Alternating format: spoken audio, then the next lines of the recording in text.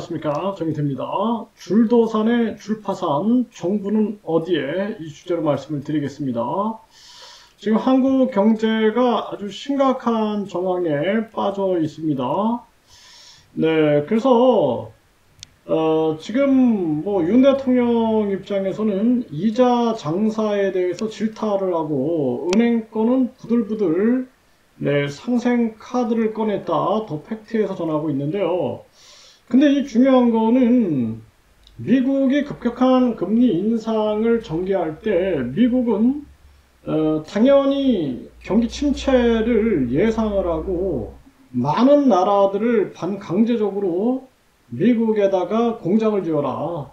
그래서 메이드 인 아메리카 해서 미국에서 모든 걸 만들자, 생산하자 해가지고 생산, 투자, 소비를 늘린 거죠.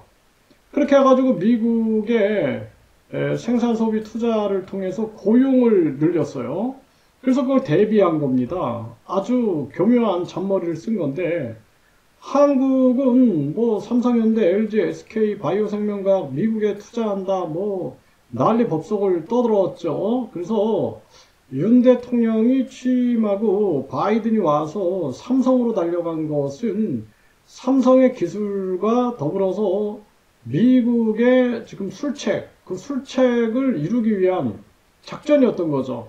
그래서 우리가 중국 공산당이라든지 북한 공산당을 우리가 경계하듯이 경제 약탈에 대해서는 철저하게 경계를 해야 합니다. 일본의 이 경제, 또 각종 환경, 역사, 이런 약탈에 대해서도 우리가 철저하게 경계하지 않으면 안 된다는 거예요. 국제사회는 자기들의 이익만을 위해서 움직이기 때문에 우리는 우리의 국익을 위해서 움직이지 않으면 안 된다는 겁니다. 그래서 대통령 한 사람의 판단이 나라의 운명을 망칠 수도 있다는 거예요. 그렇기 때문에 우리가 국민 주권제도가 필요한 거고, 국민 투표제, 국민 소환제, 국민 발안제가 있어서 대통령이 멋대로 정치를 하지 못하게끔 해야 한다. 대통령에게 무한 권한을 주고 마치 신처럼 왕처럼 행세하게 하면은 결국에는 그 피해는 고스란히 국민들에게 올 수 있다는 것입니다. 그래서 결국에는 지금 이재 장사를 질타하기 전에 대책 없는, 준비 없는 급격한 금리 인상을 왜 했는가, 이거를 스스로를 비판을 해야 되는 거예요, 윤 대통령은. 이것이 굉장히 중요한 그러한 부분입니다. 그래서 이런 준비 없는 급격한 금리 인상이 결국에는 경기 침체를 불러오고, 부자들은 이자잔치, 은행은 이자잔치, 서민들은 이자 지옥에 빠지게끔 만든 거죠. 이걸 통해서 지금 자영업, 중소기업 파산 일어나고, 건설업 파산 일어나고, 건설업과 관련되어 있는 각종 가전제품이라든지 인테리어라든지 이사라든지 부동산, 계속 줄파산이 일어나고 있는 것입니다. 그래서 윤 대통령이 한마디로 공무원만 하다가 대통령이 돼버렸어요. 그 결과를 우리가 겪고 있는 겁니다, 지금. 우리의 선택의 실수가 얼마나 큰 고통을 안겨주느냐. 그러니까 이런 문제점에서 벗어나기 위해서는 우리가 국민투표제가 있어서 국민 1.5%, 유권자 1.5%가 동의하면은 국민투표에 붙여가지고 나라를 제어할 수 있는, 견제할 수 있는 그런 장치가 없으면은 앞으로 이것은 그놈이 그놈이고 그나물의 밥이고 계속 반복될 수 없는, 될 수밖에 없는 그러한 상황이 된다는 것입니다. 네, 지금 세계비즈 보면은 빚 없애줬는데 또 파산 신청, 재파산 신청이 해마다 굉장히 위험한 거예요. 전염병 3년 동안 그 문제가 해결이 안 됐어요. 그리고 나서도 그게 쌓인 게 계속 누적돼 가지고 지금 터지고 있는 건데, 이게 심각한 문제가 아닐 수가 없습니다. 한국 경제 보면은 이대로면 회사 못 살린다, 줄파산 비상, 무너지는 기업들이 계속 붕괴되고 있는 그러한 정황으로 지금 가고 있는 거죠. 이게 얼마나 심각한 문제입니까?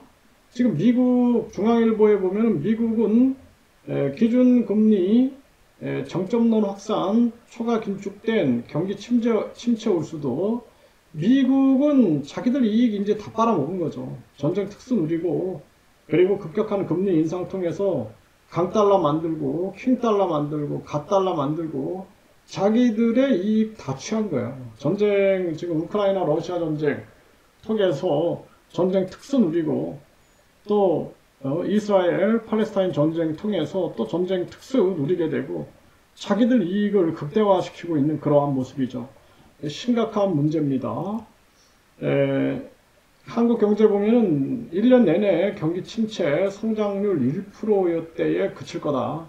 지금 이 정도로 위험한 겁니다. 한국은 뭐 지금 정치인들이 상고하죠.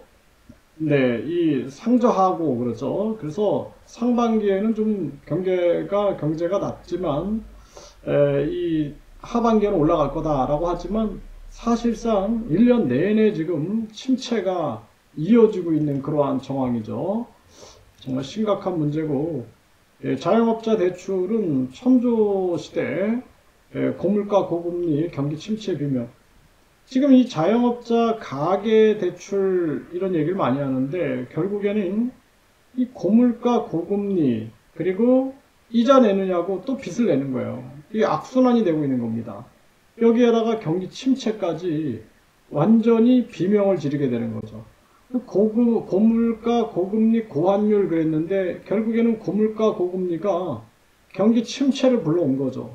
그래서 제가 작년부터 급격한 금리 인상 안 된다라고 그렇게 얘기한 거예요. 준비 없는 급격한 금리 인상이 불러온 결과가 결국에는 물가도 잡지 못하고 금리도 잡지 못하고 경기 침체만 가져와서 국민들은 비명을 지르게 되고 가게가 무너지고 기업이 무너지고 중소기업 또 자영업 다 붕괴되면서 서민 붕괴로 이어지고 있는 그러한 정황이다라는 것입니다.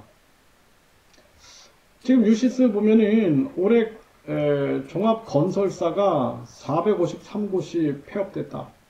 네, 이게 종합건설사 뭐 한두 곳 폐업했다. 이거는 이제는 뭐 뉴스거리도 안 되는 거예요. 453곳이 폐업을 했다라는 것입니다. 내년 상반기에 줄도산 사태.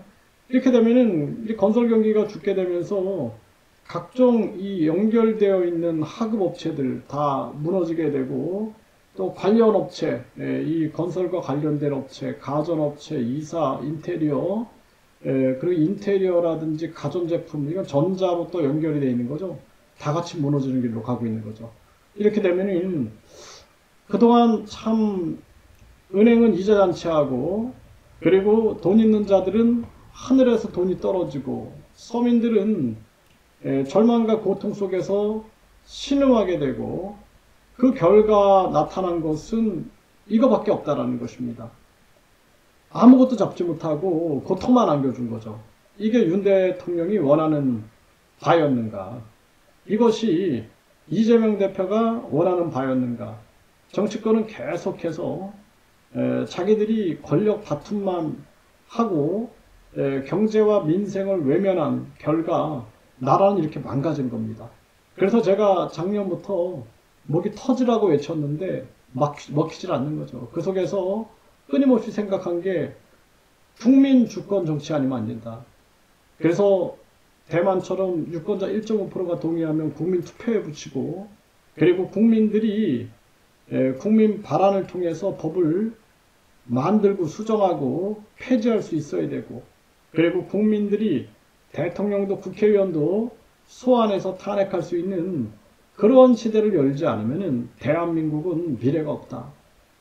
한 특정 세력들이 대통령을 허수아비를 세워놓고 자기들 멋대로 자기들의 이익, 자기들의 사익을 위해서 움직이다가 결국에는 국민들만 다 죽어나가게 되는 거죠. 이거 어떻게 감당합니까? 지금 많은 소상공인들 그리고 자영업자들, 중소기업 다 붕괴되고 결국에는 4차 산업만 살아남는다? 그 4차 산업이 인간의 존엄성을 짓밟고 서민 일자리를 빼앗고 그리고 우리가 항상 생각해야 되는 것은 할머니가 끓여준 된장국, 어머니가 끓여준 미역국 그거보다 로봇이 끓여준 음식이, 만든 음식이 그것이 낫겠는가?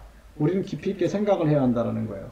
사람이 아무것도 못하는 존재. 그러니까 종교가 결국에는 천국 보내주겠다 돈 요구하고, 그리고 전지전능하게 만들어주겠다 돈 요구하고 해서 우리 사람을 완전히 바보로 만드는 것처럼 앞으로 이 4차 산업 시대가 인간의 가치를 땅바닥에 떨어뜨릴 거다. 참 가슴이 아픕니다.